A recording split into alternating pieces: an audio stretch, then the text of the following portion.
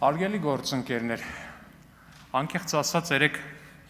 մի պահ տպավորություն ունեցա, որ 9-րդ գումարման ազգային ժողովի աշխատանքների մեկնարկը 8-րդ գումարման աշխատանքների մեկնարկի հատվածի նկատմամբ ընդամենը մի առավելություն ունի, եւ դա Տիկին Ագնեսա Խամոյանի նոր ու գեղեցիկ սանրվածքն է։ Շատ ածես ասում Տիկին Խամոյան, որովհետեւ դեժավյու էր կարծես, այն ժամանակ նախորդ գումարման մեկնարկին կհիշեք Աննա Մկրտչյանը պատիվ ունեմ խմբակցությունից, էլի պարոն Ռուբինյանի Թուրքիայում լինելու հանգամանքը որպես ապոկալիպտիկ մի իրողություն էր ներկայացնում։ Արգելի գործընկերներ, ես կարծում եմ, որ դա ձեզ լավ տեղ չի տանելու։ Այս ընդհանրապես խորհրդարանի մեկնարկը, նաև նախորդ խորհրդարանի աշխատանքների մեկնարկը այսպիսի մի պատուհան է, որի ընթացքում մենք ձեզ խորհուրդներ ենք տալիս։ Այդ խորհուրդները տալիս ենք անշահախնդիր, այդ խորհուրդները տալիս ենք, որպեսզի դուք դրանցից օգտվեք։ Նախորդ գումարման ժամանակ պատիվ ունեմը եւ Հայաստան դաշինքը չօգտվեցին դրանցից։ Պատիվ ունեմը հայտնվեց, չգիտեմ որտեղ ճիշտն ասած, Հայաստան դաշինքը կրճատվեց գրեթե 3 անգամ իր թվով։ Ու հիմա երբ որ հարցնում եք պարոն Ռուբինյանին արդյոք նա թուրք տեսել է թե ոչ, լավ կլինի նախապես ստուգեք արդյոք ձեր խմբակցության կազմում կան մարդիկ, ովքեր շփվել են օրինակ ադրբեջանցիների հետ, ովքեր շփվել են թուրքերի հետ, որտեղ պարզվում է կա, ու երբ որ պարզվում է որ կա, հանրության աչքում դա անկեղծ նույնիսկ ձեր ընտրողների աչքում դա երբեք լավ բան չի նշանակում։ Դա չի կարող լավ բան նշանակել, հասկանում եք։ Էլ չեմ խոսում այն մասին, որ օրինակ ես պատկերացնում եմ, որ եվրոպական մայրաքաղաքներից մեկում օրինակ ինչ որ ինտուզիաստներ թարգմանել են մեր ազգային ժողովի նիստը ու լսում են, թե ինչպես է ընդդիմադիր падգամավորը ազգային ժողովի նախագահի տեխնացուին հարցնում. դուք թուրք տեսել եք, շփվել եք Թուրքիա։ Ես վստահ եմ դա լավ կարծիք չի ձևավորում Հայաստանի Հանրապետության ազգային ժողովի մասին։ Դա օրինակ կարար, չգիտեմ, տենց 1930-ականների Գերմանիայում գուցե դա ինչ որ բաներ արձագանքներ ստանար դրական, բայց չեմ կարծում, որ դրանից հետո որոշակի ինչ որ բան կստանա։ Ու դա լավ բան կլինի առհասարակ։ Հաջորդը, երբ որ փորձում եք այդ բանը տալ, իբր ամեն ինչ բերել, հանգեցնել, որքան հասկանում եք ձեր բազմակայլ կոմբինացիայի վերջնանպատակը պետք է լիներ այն, որ բերեիք, հասցնեիք նրան, որ կարողա պարոն Ռուբինյանը շփվել է օտարերկրյա հատուկ ծառայությունների հետ։ Դա էլ ձեզ լավ տեղ չի տանում։ Կներեք, որտեղ ձեր քաղաքական թիմի առաջնորդի անձնագրի մեջ է օտարերկրյա հատուկ ծառայության անուն գրած IC FSB։ Դե անձնագրային գործում, տեսեք, մեր ազգային ժողովի նախագահի տեխնացուն շատ ավելի լավ է տեղեկացված, քան ես։ Անձնագրային գործում է նման բան գրված։ Ու դա էլ ձեզ լավ տեղ չի տանում, ավելին դա ձեզ նույնիսկ փակուղի է տանում, արգելի գործընկերներ, որովհետև այդ դեպքում ձեր արգումենտներն էլ մեծաշով լավ չեն աշխատում։ Տիկին Ագնեսա Խամոյանը ասում է. Պարոն Ռուբինյան, ձեր հորը այո կալանավորել էին, բայց հիմա էլ են մարդկանց կալանավորել։ Հա, Տիկին Խամոյան, բայց խնդիրը գիտեք որն է,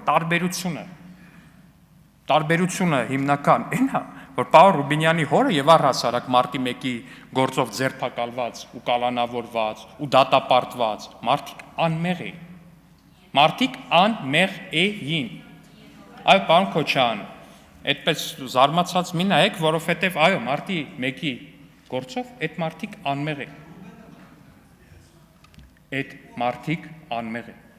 Այդ մարդիկ հերիք չի ծեծվել էին, հերիք չի նրանց ընկերները սպանվել էին Երևանի փողոցներում, միայն նրա համար, որ հաշ չէին այն բանի համար, որ ձեր հայրը կեղծել էր ընտրությունները, որպեսզի իր իրավահաջորդ Սերժ Սարգսյանին նշանակեր նախագահ, որպեսզի նա էլ պարոն Կարապետյանի հորը ընդուներ աշխատակազմի ղեկավար աշխատանքի, հաշ չէին դրա հետ, ու ընդամենը խաղաղ ցույցեր էին անում։ Այդ մարդկանց նախ ծեծեցին, հետո այդ մարդկանց սպանեցին, հետո էլ այդ մարդկանց ընկերներին դատեցին։ Հենց այդ է տարբերությունը։ Առհասարակ հատուկ ծառայությունների նաև ես որքան հասկացա Տիկին Արեգնազ Մանուկյանի դստեր մասին էր խոսքը, Աստված բոլորի երեխաներին թող պահի, բոլորի երեխաներին առողջություն եմ մաղթում, բայց հարգելի գործընկերներ, ձեր նախկին թիմակիցը Անդրանիկ Թևանյանը էլի հատուկ ծառայությունների մասին խոսքին գանք էլի մեղադրվում է պետական դավաճանության մեջ։ Մեղադրվում է նրա մեջ, որ այստեղ, այս դահլիճում հնչած պետական գաղտնիքները 600 թե 7000 եվրոյով անմեղության կանխավարկածը չխախտելով վաճառել է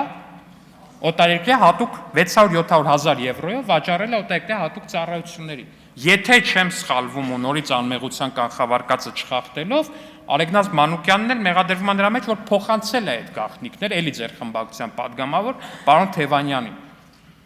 Հիմա այս ամեն ինչից ելնելով դուք իրոք ուզում եք, որ մենք շարունակենք այս հատուկ ծառայությունների ու մնացածի մասին խոսակցություն։ Պարոն Ռուբեն Մխիթարյանը, ես եթե չեմ սխալվում, դուք Վարդան Ղուկասյանի հետ կապված ինչ-որ մի դրվագով էիք, չէ՞։ Հա, փաստը։ Գիտեք, ամենաֆենոմենալը այն էր, որ ես որքան տեղեկացա, դուք միջև Վարդան Ղուկասյանի այս ֆենոմենալ ընտրությունները Գյումրու քաղաքապետարանում outsource որպես իրավաբան դատական հայցեր եք ներկայացրած եղել ընդդեմ Վարդան Ղուկասյանի, այդ դատական հայցերը ոչ մի հաջողության չեն հասել, բայց Վարդան Ղուկասյանի քաղաքապետ ընտրվելուց հետո դուք արդեն դարձել եք նրա փաստաբանը։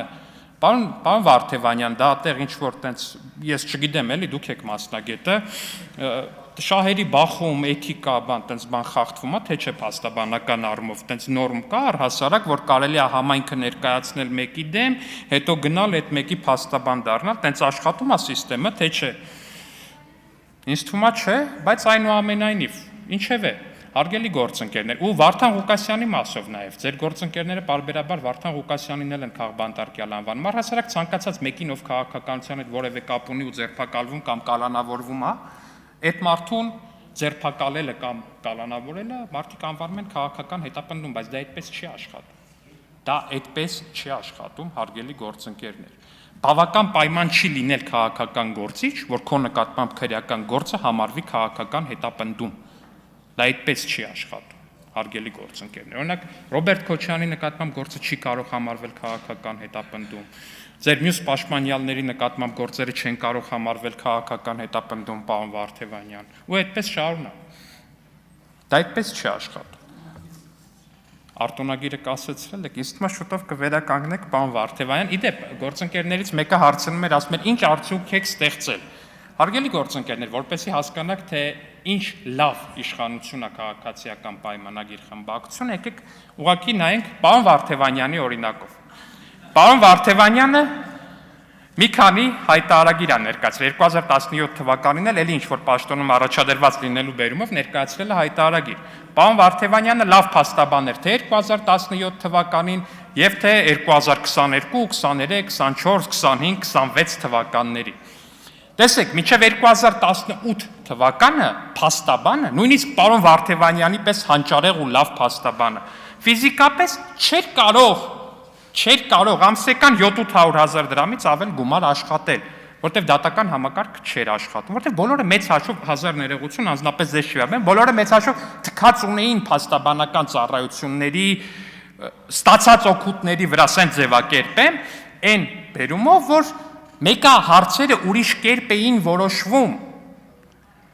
ու դրանով է պայմանավորված, որ 2018 թվականից հետո Արամ Վարդևանյանը օրինակ տարեկան 40 միլիոն դրամ մենակ մի դեպքով է ստանում, Տաշիր գրուպից է ստանում։ Դուք մինչև 18 թվականը օրինակ պարոն Վարդևանյան չեք ստանա այդքան գումար, որտեղ փաստաբանությունը այդքան չէր գնահատվում այն ժամանակ։ Եվ հետևաբար ինչ ենք արել մենք որպես իշխանություն, ակնհայտ է, որ ստեղծել ենք այնպիսի արդարադատության համակարգ, որը որ աշխատում է, որի շնորհիվ որ փաստաբանները հանձինս պարոն Վարդևանյանի նմանատիպ աշխատավարձեր են ստանում եւ մենք շատ ողջունում ենք դա։ Իդեպ շատ լավ, ուրախ ենք շատ, բայց փաստաբանները եւ այնուամենայնիվ պարոն Վարդևանյան, ձեր հայտարարագիրը մեր իշխանության տենց ձեռքբերումների մեջ բանա ու դրա համար նաեւ կես կատակ ես պարբերաբար ասում եմ, որ պարոն Վարդևանյանը մեր ամենահավատարիմ ընտրողներից մեկն է, իդեպ բոլոր ընդդիմադիր փաստաբանները, դե հա ես կես կատակ դրա համար ասում եմ, պարոն Վարդևանյան, բայց հաշվի առնելով, որ կատակի կեսը միշտ ճշմարտություն է, այնպես որ հերթական ընտրությունը ունենք, ազգային ժողովի նախագահի ընտրությունը, ես կարծում եմ, որ պարոն Ռուբեն Ռուբինյանը առավել քան արժանի թեկնածու է եւ պարոն Ռուբեն Ռուբինյանի պարկեշտությունը, պարոն Ռուբինյանի ազնվությունը միանշանակ պետք է գնահատվի եւ ես հուսով եմ, որ պարոն Ռուբինյանը կստանա նաեւ ընդդիմադիր պատգամավորների քվեն։ Հատկապես ձեր, Տիկին Գրիգորյան, շնորհակալություն։